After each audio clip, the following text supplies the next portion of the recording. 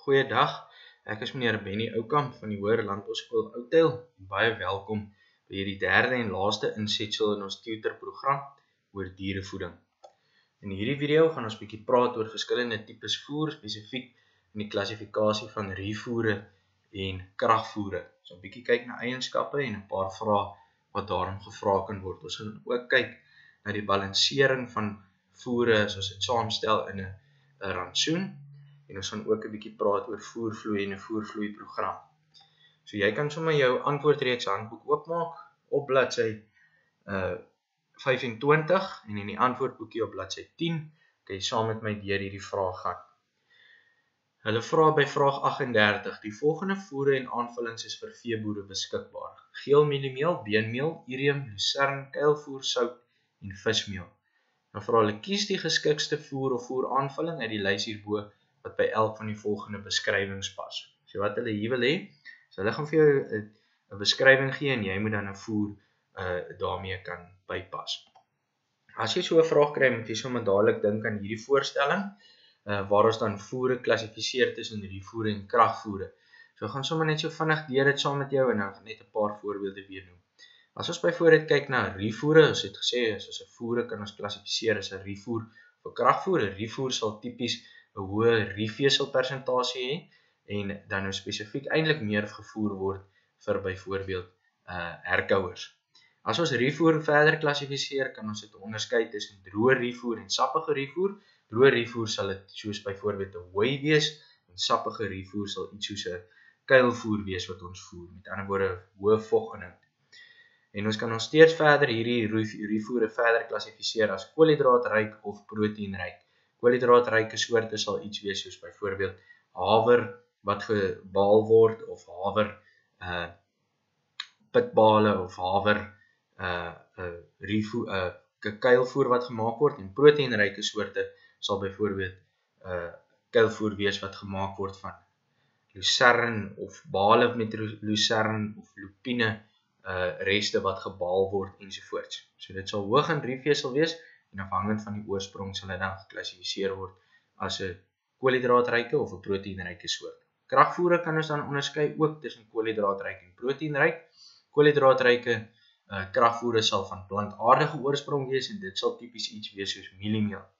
En 'n proteïenryke soort kragvoer kan ons dan onderskei tussen dierlik en plantaardig. Dierlike proteïenryke kragvoer sal iets wees soos vismeel en plantaardige proteïenryke kragvoer sal dan iets wees soos byvoorbeeld sonneblomoliekoekmeel of sojaboonoliekoekmeel of iets soortgelyk. So as ons gou kyk na die vrae, vra hulle vir jou by 38.1 'n kragvoer wat as 'n energiebron gebruik kan word. Belangrik hier, vat sommer jou pen, onderstreep die kernwoorde, hulle is ook 'n kragvoer en 'n energiebron. En die een wat ons dan hier as voorbeeld gaan gee, is geel mieliemeel. Dan by 38.2 vra hulle 'n stof wat gebruik word om weidiere se inname van 'n lek te beheer. As ons byvoorbeeld diere het wat wei in die veld en ons gee vir hulle aanvulling in die vorm van 'n lek of 'n meel of 'n blok, dan gaan ons moet keer dat hulle nie te veel van hierdie lek vreet, dat hulle net die lek vreet nie. Met ander woorde dat hulle dan glad nie gaan wei nie, maar net die maklik bekombare lek sal vreet. En daarom voeg ons dan sout by. So die regte antwoord sal sout wees. 'n Dier het 'n soutversadigingspunt en as hy dan genoeg sout ingekry het, dan sal hy dors raak en hy sal nie meer lus wees om verder aan die lek te vreet nie en sal hy dan wegbeweeg van die lek af. So hoe meer sout ons bygooi, hoe minder van die lek sal die diere dan inneem. Dan vraag 38.3 vra hulle 'n goedkoop proteïen aanvulling in die rantsoen van herkouer plaasdiere. My kern hier is goedkoop proteïen aanvulling en dan herkouer plaasdiere. Die een wat ons daar sal gee is dan urium. Ons kan ook gesê bioret, maar ons het nie in hierdie lysie dan die voorbeeld van bioret nie, so ons sal dan net urium gee. Baie belangrik, ons kan nie vir enkelmaag monogastriese diere urium gee nie. So hulle vra spesifiek dan is goedkoop. Dus 'n nie proteïen stikstof aanvulling wat ons dan gee, waaruit diere dan in die rumen sal die mikrobes dan proteïene kan vervaardig. Spesifiek mikrobeproteïene en ons gaan dit net dan, omdat dit 'n rumen betrokke is, vir herkouer diere kan gee. Urium is geweldig giftig vir enkelmaagdiere. Dan vraag 38.4, 'n proteïenryke kragvoer wat aan dragtige plaasdiere gevoer kan word. Belangrik, as hulle dragtig is hulle in produksie en moet ons vir hulle 'n goeie bron van proteïene gee en die antwoord wat ons daar dan sal gee is vismeel. Spesifiek 'n kragvoer, nie 'n rivoer nie, hulle soek 'n proteïenryke kragvoer. So die antwoord is vismeel. Dan vraag 38.5, 'n proteïenryke hooi wat aan groeiende kalwes gevoer kan word, is proteïenryk, 'n hooi en kalwes, met ander woorde ruminante, herkouer diere. En dan die enigste antwoord wat daar vir ons sal pas, wat 'n goeie een is, sal dan lucern wees. Ek wys sommer net weer hier vir jou die antwoorde, as jy net so vinnig weer daarna wil kyk, anders volg jy dit sommer in jou antwoordboekie. Dan kan jy blaai na vraag 40 toe. Vraag 40 is op bladsy 26 in die vraagboekie en op bladsy 10 in die antwoordboekie. Hier sê hulle vir jou, die prentjies hieronder toon verskillende dierevoere wat beskikbaar is. Belangrik, jy het jou 10 minute leestyd aan die begin van die, voordat jy jou toets gaan skryf, kyk mooi na die prentjies. Voer A kan jy sien is 'n klomp sakke vismeel, lyk dit vir my. Voer B lyk soos mielies. Voer C is een of ander tipe hooi, wat in bale gemaak is, en voer D is een of ander mineraal of soutblok lek wat as 'n aanvulling dan dien. So ek het klaar net deur na die prentjies te kyk, 'n klomp inligting klaar ingewin. Dan vra hulle vir jou by vraag 40.1, klassifiseer die tipe voer getoon by voer A en voer C. Voer A is vismeel, so ons weet dit is dan 'n kragvoer. En voer C is 'n hooi wat in bale gemaak is, so dit is dan definitief hoog in riefvesel en sal ons dit dan klassifiseer as 'n rivoer. Voer A 'n kragvoer, voer C 'n rivoer. Dan vra hulle by vraag 40.2, skryf die letter A tot B van die voer in die prentjies neer wat onder elk van die volgende toestande vir plaasdiere aanbeveel kan word. 40.2.1 vra hulle vir jou vir die afronding van beeste vir die slagpale. Nou as ek byvoorbeeld diere wil afrond vir die slagpale, gaan ek een of ander tipe kragvoer gebruik en sal ek dan voer B gebruik, mielies. Ek sou kon sê voer A omdat dit 'n gekonsentreerde kragvoerbron van proteïene is wat belangrik is vir die groei van diere, maar hulle sê nie noodwendig vir my dis jong diere nie, en baie belangrik, ons sal nie vismeel gebruik as 'n afronding vir beeste nie, omdat dit 'n smaak in die vleis los. So ons kan vismeel gebruik in 'n rantsoen in 'n voerkraal, maar dit sal in die heel begin wees. So ons beweeg heeltemal weg van vismeel in 'n afrondingsrantsoen in daai laaste gedeelte voordat hulle geslag word, anders het die vleis 'n visserige smaak. So definitief hier sal die antwoord dan voer B mielies wees. 40.2.2 vra hulle om mineraaltekorte te korrigeer. Definitief sal ek hier voer D gebruik. Dis een of ander blok, dit kan 'n mineraalblok wees, iets wat ons vir diere kan uitsit, waar daar met spesifieke minerale dan in voorkom, wat hulle dan as 'n lek kan inneem, saam met die weiding wat hulle dan neem, as hulle dan 'n natuurlike veld of op aangeplante weidings loop. By vraag 40.2.3 vra hulle om die vrugbaarheid by ramme te verbeter, dan sal ek definitief sê voer A, die vismeel, omdat dit hoog in proteïene en in olies is dit dan belangrik dat hierdie diere dit inkry om voorberei te word as hulle dan by ooe ingejaag gaan word. Dan vraag 40.2.4 om lywigheid aan die rantsoen van herkouers te verskaf. Belangrik, ons gaan voer C gebruik, dis die enigste rivoer wat ons dan hier sien, en om lywigheid aan 'n voer te verskaf, spesifiek vir diere wat herkou, kan ons dan hooi gebruik, wat dan voer C is. Dan vra hulle by vraag 40.3 vir jou. Nie-herkouers verteer voer B beter indien dit gemaal is, en regverdig hierdie stelling. So hulle vra vir jou, as ons byvoorbeeld vir 'n nie-herkouer 'n enkelmaag dier soos byvoorbeeld 'n vark mielies gee, is dit beter om dit te maal en in 'n meelvorm te gee as wat dit is om dit byvoorbeeld te gee in die vorm van heel mielies. En die rede daarvoor kan jy sommer daar kyk in die memo, is dat gemaalde voer of mielies het kleiner deeltjies met 'n groter oppervlakte. So as ek hierdie mielies dan nou stukkend gebreek het en gemaal het, dat dit 'n meel is dieselfde hoeveelheid meel wat daar is, maar die oppervlakte het vergroot, omdat dit kleiner deeltjies is waaruit die geheel dan opgemaak is. So met ander woorde, daar is 'n groter oppervlakte vir die blootstelling aan ensieme wat dan beter vertering tot gevolg sal hê. Dan kan jy gou blaai na vraag 44 toe. Vraag 44 is op bladsy 27 in die vraagboekie en op bladsy 11 in jou antwoordboekie. Hulle sê daar vir jou, die tabel hieronder stel die voedingsinligting van voere voor en hulle gee vir jou 'n hele lys voere aan die linkerkantste kolom. Dan gee hulle vir jou die verteerbare proteïen persentasie van elke voer, die rifesel persentasie van elke voer en dan die metabooliese energie-inhoud van elke voer. Hulle vra vir jou by 44.1, identifiseer 2 proteïenryke kragvoerbronne vanaf die tabel hierbo en jy moet 'n rede gee vir jou antwoord. Dan gaan jy terug na die tabel toe en jy gaan kyk in hierdie kolom, in hierdie eerste een, ons kyk na die verteerbare proteïene, so met ander woorde, gaan kyk wat is hoog, ek kan iets sê oor melkpoeier, kan ek sê lucernhooi? Nee, alhoewel dit 'n hoë persentasie proteïene bevat, is dit nie 'n kragvoer nie. So my eerste een wat ek hier kan sien sal wees melkpoeier. Ek kan ook iets sê soos vismeel, dis ook 'n kragvoer en dit het 'n hoë verteerbare proteïeninhoud, of ek kan sê lynsaad oliekoekmeel. So dis die 3 wat hulle daar sou regvat en hoekom sal ek sê elkeen van hulle, wat is die rede daarvoor? Ek sal daar sê hulle het 'n hoë persentasie verteerbare proteïene. So jy kan sê vismeel, lynsaad oliekoekmeel, melkpoeier en die rede sal dan wees hoë persentasie verteerbare proteïene.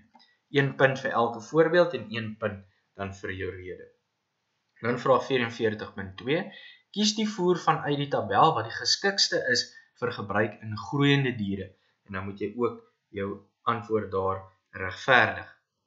En as ons weer hier kyk, wat het die hoogste persentasie verteerbare proteïene? Hoekom dan spesifiek so? Diere wat groei moet 'n goeie bron van proteïene inkry. So ek weet as diere in produksie is, in reproduksie of 'n groei is, dan weet ek moet vir hulle 'n goeie bron van proteïene gee. En as ons dan nou kyk, 'n kragvoer wat hoog is in proteïene, die een wat die hoogste is in proteïene is dan vismeel en verteerbare proteïene. So ek sal dan daar sê, my antwoord sal wees vismeel. En hoekom sal ek dit dan so sê? Dit het 'n hoër persentasie proteïene as die ander voere wat nodig is vir groei. So ek kyk in my tabel, die voer wat die hoogste verteerbare proteïene besit en 'n kragvoer is. Okay. En dan belangrik daar, vismeel sal altyd die beter keuse wees. So jy kan maar altyd weet as daar 'n lys is met voere, vismeel sal een van die beste keuses wees, omdat dit so 'n besondere goeie samestelling het van aminosure en proteïene spesifiek nodig vir die dier vir produksie. Enigste nadeel daarvan is, dit los 'n smaak.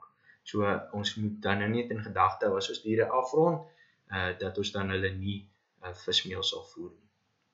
Dan by vraag 44.3, vra hulle vir jou, veronderstel 'n boer benodig 'n gebalanseerde rantsoen met 16% proteïene vir sy melkkoeë.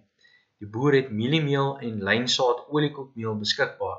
Bepaal die verhouding waarin die twee voere gemeng kan word om die verlangde proteïenwaarde vir die koeë te verkry. Reg, vat jou pen, onderstreep die belangrikste woorde. Hulle sê die boer het 16% proteïene in 'n gebalanseerde rantsoen nodig vir melkkoeë. So eerste en belangrikste ding 16%. Die boer gebruik mieliemeel en hy gebruik lynsaad oliekoekmeel. En dan vra hulle vir jou, jy moet die verhouding waarin die twee voere gemeng moet word bepaal sodat ek daardie 16% proteïene in die rantsoen as 'n geheel kan kry. So ek gaan hier gebruik maak vir 4 punte van die Pearson vierkant, baie belangrik. So eers gaan ek terug, ek weet ek gebruik mieliemeel en lynsaad oliekoekmeel en ons gaan werk met die persentasie proteïene. So gaan kyk by mieliemeel wat is die persentasie proteïene, is 9 en lynsaad oliekoekmeel is 34%. Nou kan ek my vierkant gaan trek, soos wat jy hier kan sien. Eerste ding wat ek doen, trek my vierkant as ek die Pearson vierkant moet doen en ek skryf in die middel 16%. Die verlangde persentasie proteïene in die gebalanseerde rantsoen. Dan skryf ek aan die linkerkant van my vierkant in een van die hoeke, skryf ek dan nou die twee voere neer. Ons het sommer hier bo mieliemeel neergeskryf met sy persentasie proteïene soos wat ek uit die tabel uit gesien het. Aan die onderkant skryf ek dan lynsaad oliekoekmeel neer met sy persentasie van 34% soos gesien uit die tabel uit. Nou trek ek oor kruis af. So nou vul ek net eenvoudig my Pearson vierkant in. Ek kry die verskil tussen hierdie middelste persentasie en hierdie een. So wat is die verskil tussen 16 en 9? Dit is 7. Dan skryf ek 7 daar neer. Dan kry ek die verskil tussen 34 en 16 en dit is 18. Moenie vir jouself sê ek trek van links na regs af nie. Dis nie 'n eenvoudige, dis net 'n verskil wat jy uitwerk. Daar's geen positiewe of negatiewe waardes nie. Jy gaan net sê die verskil. So 16 en 9 se verskil is 7 en 16 en 34 se verskil oor kruis afgetrek is 18 dele. En dan die grootste probleem of die meeste fout wat dan inkom by hierdie tipe vrae is jy trek oor kruis af en dan lees jy dit ook oor kruis en dis die grootste fout wat die mense maak. So ek wil hê onthou dan baie mooi, ons trek oor kruis af, maar ons lees horisontaal. Ek trek oor kruis af, maar ek lees horisontaal. So as ek hierdie verskille uitgewerk het, dan sê ek hoeveel dele mieliemeel moet daar wees? Dit gaan wees 18 dele mieliemeel. So ek lees dit dan horisontaal. Die dele mieliemeel wat daar gaan wees is 18 dele en die lynsaad oliekoekmeel is dan 7 dele. Trek oor kruis af, lees horisontaal. Mieliemeel 18 dele. Lynsaad oliekoek 7 dele. Belangrik hierso. En ander groot fout wat ek ook sien wat leerders geneig is om te maak is hulle skryf hier aan hierdie kant dat dit is 18% of 7%. Moenie daardie fout maak nie. Net omdat ek hier die persentasies van mekaar aftrek, is hierdie antwoord in hierdie regterkant is altyd in dele. Want as ek daar sou skryf persentasie, dan dink ek dis die hoeveelheid persentasie byvoorbeeld van mieliemeel wat in die finale rantsoen moet wees en dit is nie waar nie. Om die persentasie te gaan uitwerk, moet ons hierdie dele gaan bymekaar tel en dit dan sien as 100%. Maar ons gaan dit dan nou glad nie nou doen nie. Al wat hulle vir jou gevra het is die verhouding. So die verhouding waarin hierdie twee voere met mekaar gemeng moet word, is 18 dele mieliemeel, 7 dele lynsaad oliekoek. En dis al wat jy hier neerskryf. Jy skryf daar mieliemeel tot lynsaad oliekoek, 18 dele tot 7 dele. Net die verhouding, klaar. Kyk gou waarvoor jy kry jy punte. As jy jou vierkant getrek het en jou 16% die verlangde persentasie vir die rantsoen neergeskryf het, kry jy 1 punt. As jy dan nou oor kruis reg afgetrek het, kry jy nog 'n punt. En as jy dan die verhouding op die einde reg weergegee het in die regte formaat, met ander woorde mieliemeel tot lynsaad oliekoekmeel, 18 tot 7 dele, dan kry jy nog 'n punt. Dan kan ons aangaan, kan jy sommer kyk na vraag 48, dit is op bladsy 11, kan jy in die antwoordboekie en op bladsy 28 in jou vraagboekie. En jy sommer daar saam met my kyk, dis weer een so 'n tipe vraag, soos jy gesukkel het nou met die vorige een met die Pearson vierkant, volg dan hierdie een ook. Al wat hulle hier gedoen het, is hulle het vir jou 'n bietjie meer voere gegee met 'n bietjie meer inligting. Hulle sê hier, die tabel hieronder dui voere A, B, C en D. Hulle onderskeie verteerbare proteïenwaardes en hulle koste aan. Diere in 'n voerkraal benodig 16% verteerbare proteïene. Kyk na die inligting wat jy het. Ek weet, ek gaan met diere werk wat 16% verteerbare proteïene in die rantsoen nodig het, wanneer die voere klaar gemeng is. Dan het ek 4 verskillende voere, elkeen in die kolom word langsaan gegee sy verteerbare proteïenwaarde en die koste in rand per kilogram. Dan vra hulle vir jou by 48.1. Gebruik die Pearson vierkant metode om die verhouding te bepaal waarin voer A en C gemeng moet word om in die voedingsvereiste wat hierbo genoem word te voldoen. Weereens vir 4 punte, die Pearson vierkant. Verskoning. So onderstreep daar, belangrik, ek gaan die Pearson vierkant gebruik, ek moet 'n verhouding uitwerk, nie persentasies nie, 'n verhouding, en dit is tussen voer A en voer C wat dit gedoen moet word. Ek weet klaar dan ook uit die inligting wat bo gegee word, wat die voedingsvereiste is. So hier is 48.1, kyk gou wat ek doen. Eerste ding, ek trek my vierkant, en ek sit in die middel die verlangde persentasie, wat die persentasie verteerbare proteïene moet wees in die rantsoen as dit klaar gemeng is. Dit word in die vraag vir jou gegee hier. Die diere benodig 16% verteerbare proteïene. So hier sit ek trek my vierkant, sit my 16% en dan skryf ek voer A en ek sien hy het 36% verteerbare proteïene en voer C het het 9% verteerbare proteïene. Hierdie inligting het ek dan ook uit die tabel gekry, soos dit vir my gegee is. Dan belangrik onthou, trek oor kruis af. Voer A, 36 minus 16 gee vir my 20 dele, en die verskil tussen 16 en 9 by voer C gee vir my 7 dele. Maar ek lees horisontaal, voer A se gedeelte wat dan bygedra word is 7 dele, en voer C is 20 dele. Hulle het vir jou gevra wat is die verhouding, so al wat jy dan sê is meng 7 dele van voer A, ek het oor kruis gelees, A 7 dele, met 20 dele van voer C, voer C 20 dele. Of ek kon net gesê 7 tot 20 en ek het my punt gekry. Kyk gou weer waar jou 4 punt is. As ek my vierkant getrek het en my 16% in die middel gesit het, die verlangde verteerbare proteïen persentasie, kry ek 1 punt. As ek reg oor kruis afgetrek het, kry ek 'n punt vir elke antwoord daar. Weer eens, moenie hier skryf persentasie nie, dit is nie waar nie, dit is dele. Met ander woorde, ons gaan die persentasie van hier af kan uitwerk, sou hulle dit vra. En by voer C dan 20 dele, en dan as ek my verhouding reg geskryf het, somme van voer A tot C, en net gesê het 7 tot 20, dan het ek my 4 punte. Dan vraag 48.2 sê hulle, as voer B met voer D gemeng word, om die voedingsvereiste te voldoen, moet 4 dele van voer B met 26 dele van voer D gemeng word.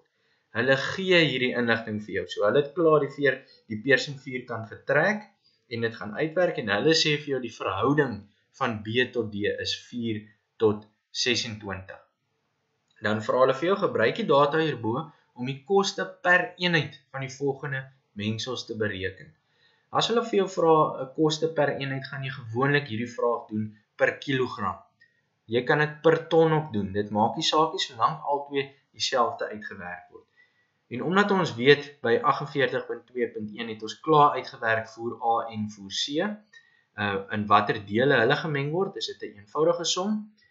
Soos wat jy hier kan sien, gaan ons weet dit is in verhouding van 7 tot 20, so ons weet uit die tabel uit, wanneer ons voer A meng, is dit dan R2.90 per kilogram, en voer C is dan R1.10 per kilogram, en daarom kan ek dit dan net gaan uitwerk. 7 maal 2, R2.90, plus 20 gemaal met R1.10, en dit gee vir my 'n totale bedrag van R42.30 per kilogram. En dan as ek byvoorbeeld gaan kyk na 48.2.2, dis voer B en voer D, hulle gee vir my in die verhouding, daar's 4 dele van voer B en 26 dele van voer D, en as ek teruggaan na my tabel toe, dan weet ek dis R3.50 per kilogram van voer B en R1.40 per kilogram van voer D, en daarom kan ek dan hierdie som gaan uitwerk. 4 gemaal met R3.50 vir voer B en 26 dele wat dan gemaal word met R1.40 vir voer D.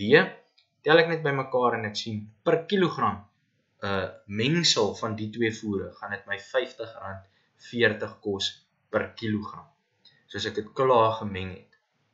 Belangrik dan, in plaas daarvan dat hulle vir jou die persentasies aanvra, kan hulle dit vir jou so vra. Is baie interessante manier om dit te vra. Dis baie eenvoudige manier.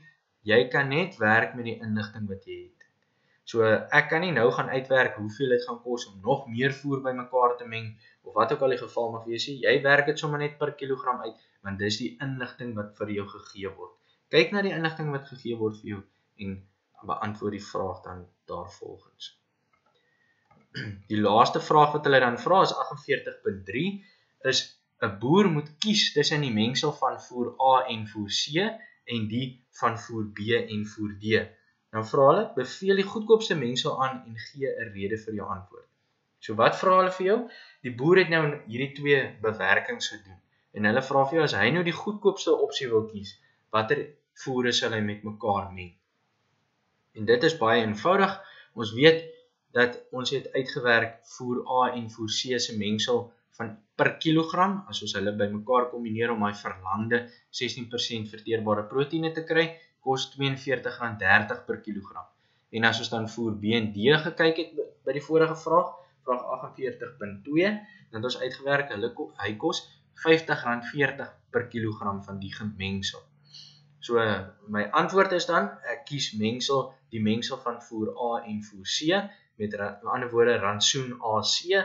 Hoekom is dit so? Want die koste is R42.30 per kilogram, of ek kan sê dis goedkoper as voer B en D, want voer B en D was R50.40 per kilogram. Uit die inligting wat ek klaar bymekaar gemaak het, gaan ek dan die antwoord so kry. As jy byvoorbeeld by vraag 48.2 die verkeerde bewerking gemaak het en daarom die verkeerde antwoord gee vir 48.3, sal jy dan nie jou punte kry nie. So maak seker dat jy jou bewerkings reg kan doen, sodat jy dan die laaste vraag, wat eintlik so eenvoudig is, reg kan beantwoord. Goed, die laaste een wat ons gaan doen is vraag 52. So jy kan sommer saam met my kyk, vraag 52, dis op bladsy 29 in die vraagboekie in die antwoordreeks, en in die antwoordboekie is dit op bladsy 12. So ons gaan hom net so saam deurgaan. Baie goeie vraag, lekker manier hoe hulle hierdie voervloei program vir jou vra. Hulle gee daar vir jou, die grafiek hieronder toon die beskikbare voer en aanvullingsbehoeftes in 'n skaapproduksie eenheid. Ons werk met skaap. Kom ons kyk hoe lyk hierdie grafiek. Jy het mos nou tyd, daai 10 minute voordat jou vraestel begin, om gou deur te lees en jy bestudeer solank hierdie grafiek.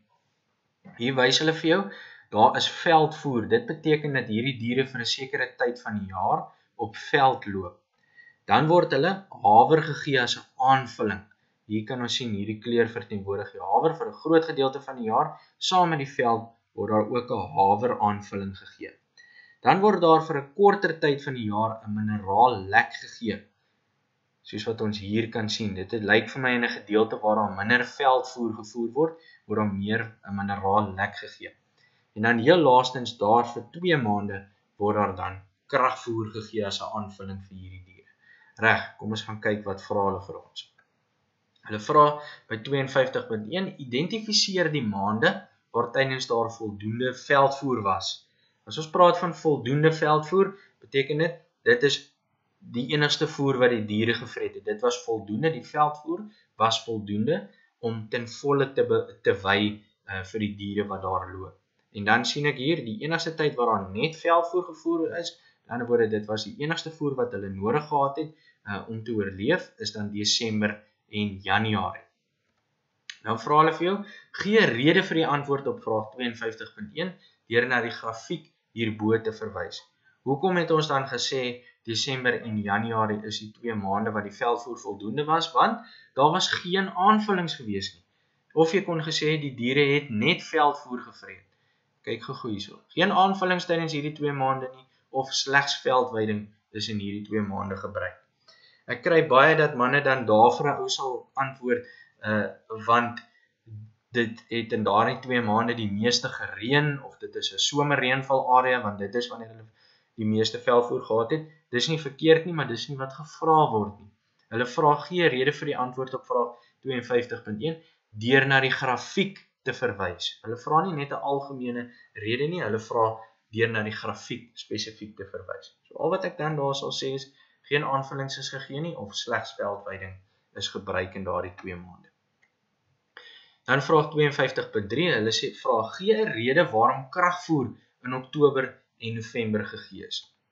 Baie eenvoudige vraagie, om dit net af te breek. Hulle wil net weet, hoekom sal ek kragvoer vir diere, maak nie regtig saak wat die tyd is nie, maar ek sien daar is in November en Oktober kragvoer gegee as 'n aanvulling vir die diere. Hoekom sal ons vir skape spesifiek dan kragvoer as 'n aanvulling gee?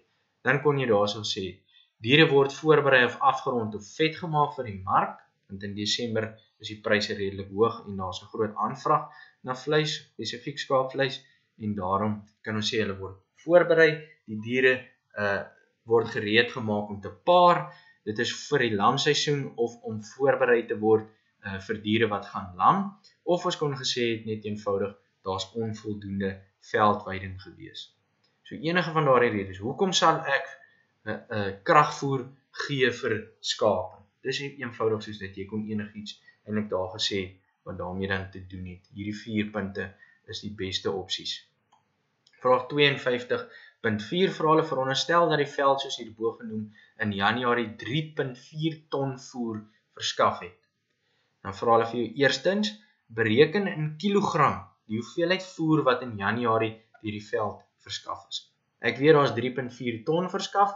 Ja, dit is so 'n eenvoudige vraag. 3.4 ton gemaal met 1000 want daar is 1000 kilogram in 1 ton, gee vir my dan 3400 kilogram veldvoer. Eenvoudig. Dan vraag 52.4.2, sê hulle die vraag na veld in Januarie as 50 skape, jy moet dit bereken die vraag na veld in Januarie as 50 skape elk 2 kg voer per dag vreet. En jy moet jou berekeninge toon. Belangrik, maklik, wat is die vraag na die veld? Ek weet daar's 50 skape. Hulle sê vir my hulle vreet daagliks 2 kg en ek weet dan daar's 31 dae in Januarie. So as ek hulle met mekaar maal 50 maal 2 maal 31, dan weet ek daar's 3100 kg voer wat die diere moet kry. Dis die vraag wat daar is. So jy bewys jou bewerkings en jy moet net kan wys dan op die einde wat jou antwoord is. Die moeilikste deel van hierdie vraag is, jy moet weet as 'n matriekleerder dat daar 31 dae in Januarie is. Partykeer kry ons dit, dan vra die man in die eksamen, steek hy sy hand op en vra, meneer, hoeveel dae staan er weer in Januarie? Jy gaan dit nie aan die einde van die jaar kan doen nie. Niemand sal vir jou kan help, jy sit alleen daar met jou vraestel. Dis iets eenvoudig wat jy moet weet. Ek weet daar's 31 dae in Januarie, ek maal dit met die 50 skape en wat hulle daagliks benodig en ek kry 3100 kg. Dit is aan die einde van hierdie laaste gedeelte en dan ook die einde van die voedings tutor sessie. So as daar enige vrae is, vra asseblief jou onderwyser, maak seker jy is goed voorberei, doen asseblief die kort vrae ook. Ek het net gekyk na die lang vrae in hierdie gedeelte. So doen asseblief die kort vrae en doen asseblief ook die res van die vrae in daai antwoordreeks handboek. Jy gaan verseker nie spyt wees nie. Daar's baie soortgelyke vrae en dit berei jou goed voor om te sien hoe lyk die vraestel, hoe lyk die vraag, wat kan van my gevra word en moet ek dink as ek hierdie vraestel benader. Baie sterkte met jou leerdery en dankie vir die geleentheid om hierdie met jou te kon deel.